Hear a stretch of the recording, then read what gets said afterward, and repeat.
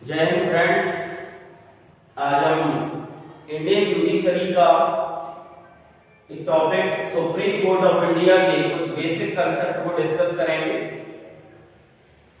जिसमें according to the Indian constitution, भारतीय संविधान के हिसाब से there is an integrated judicial system. Bharat में जो न्यायपालिका का सिस्टम है वो एक इंटीग्रेटेड सिस्टम है, जिसमें सबसे बड़ा कोर्ट यानी सबसे बड़ा न्यायालय जो है वो है सुप्रीम कोर्ट, जो कि उच्च है, टॉप पर है। सुप्रीम कोर्ट के बाद कई सारे राज्यों में, कई सारे स्टेट्स में हाई कोर्ट्स होते हैं जो कि स्टेट लेवल पर वर्क करते हैं। इसके बाद स्टेट लेवल से नीचे यानी below the state level there is a hierarchy of subordinate courts. Subordinate courts की एक हायरार्की है, जिसमें बहुत सारे डिस्ट्रिक्ट कोर्ट और लोअर कोर्ट्स लाई करते हैं, यानी बहुत सारे डिस्ट्रिक्ट कोर्ट और लोअर कोर्ट हाई कोर्ट्स के अंडर में वर्क करते हैं। तो भारत का ये जो पूरा का पूरा जुडिशियल सिस्टम है वो एक इंटीग्रेटेड जुडिशियल सिस्टम है, जिसमें सुप्रीम कोर्ट सबसे ऊपर आता है। सुप्रीम कोर्ट के बारे में हम अभी बेसिक्स कुछ डिस्कस करेंगे। ये एक तरह का सिंगल सिस्टम ऑफ कोर्ट है। भारत के अंदर सिंगल सिस्टम ऑफ कोर्ट्स काम करता है, जिसको हमने अडॉप्ट किया है गवर्नमेंट ऑफ इंडिया एक्ट 1935 से। According to the Government of India act 1935 ये एक्ट बताता है, ये एक्ट एनफोर्स करता है सारे सेंट्रल लॉज साथ में स्टेट लॉज, यानी कि भारत के अंदर चाहे सेंट्रल लॉज हो चाहे स्टेट लॉज हो, एक ही जुडिशियल सिस्टम में वर्क करते हैं।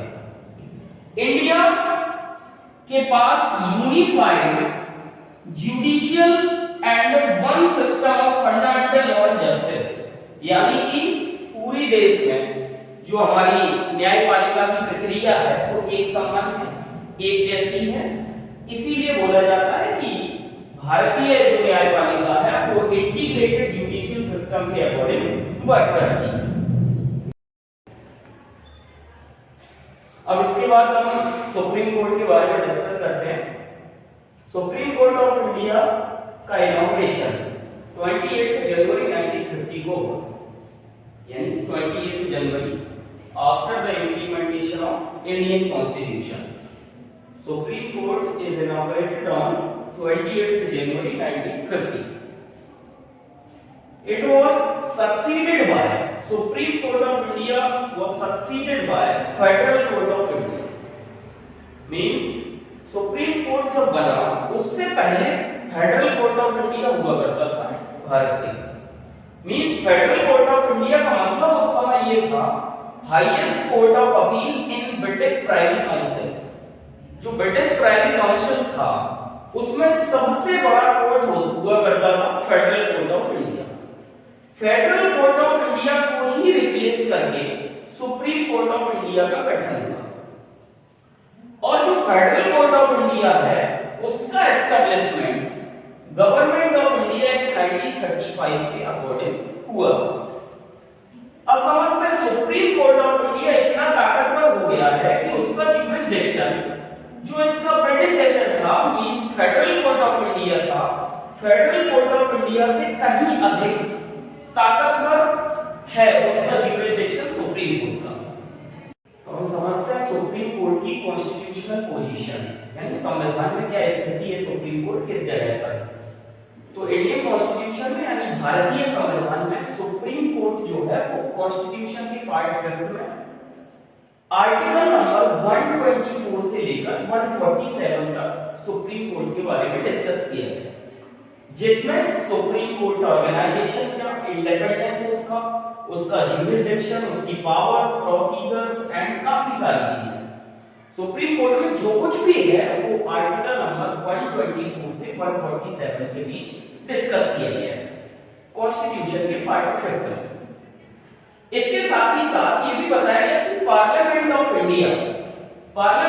इंडिया भी ऑथराइज्ड है सुप्रीम कोर्ट को रेगुलेट करने के लिए, यानी सुप्रीम कोर्ट को रेगुलेट करने के लिए भारतीय संसद यानी इंडियन पार्लियामेंट भी ऑथराइज्ड है सुप्रीम कोर्ट की चीजों को रेगुलेट करने के लिए। इसके बाद हम बात करते हैं कि सुप्रीम कोर्ट की कंपोजिशन क्या है, यानी जजेस की पोजीशंस क्या है, यानी कितने जजेस हैं, कितनी जजेस की सीट्स हैं। तो अभी प्रेजेंट में एट प्रेजेंट टोटल जो जजेस हैं वो 34 जजेस हैं। 34 में एक आपका चीफ जस्टिस ऑफ इंडिया, यानी जिसको भारत का मुख्य न्यायाधीश बोलते हैं, सुप्रीम कोर्ट का चीफ जस्टिस ही इंडिया का चीफ जस्टिस होता है। साथ ही 33 अदर जजेस ऑफ सुप्रीम कोर्ट, यानी सुप्रीम कोर्ट में 33 अदर जजेस, साथ में एक आपका जो है वो चीफ जस्टिस ऑफ इंडिया होता है। अभी फिलहाल में एट प्रेजेंट जो चीफ जस्टिस ऑफ इंडिया है वो है जस्टिस डीवाई चंद्रचूड़। साथ में अगर हम बात की जाए कि अपॉइंटमेंट की, जजेस के अपॉइंटमेंट की बात की जाए तो जजेस के अपॉइंटमेंट जो है वो प्रेसिडेंट ऑफ इंडिया अपॉइंट करता है सारे के सारे जजेस को, सुप्रीम कोर्ट के जजेस को। ये कुछ बेसिक्स बातें थी सुप्रीम कोर्ट ऑफ इंडिया के बारे में। आई होप आपको समझ आई होगी। Thank you.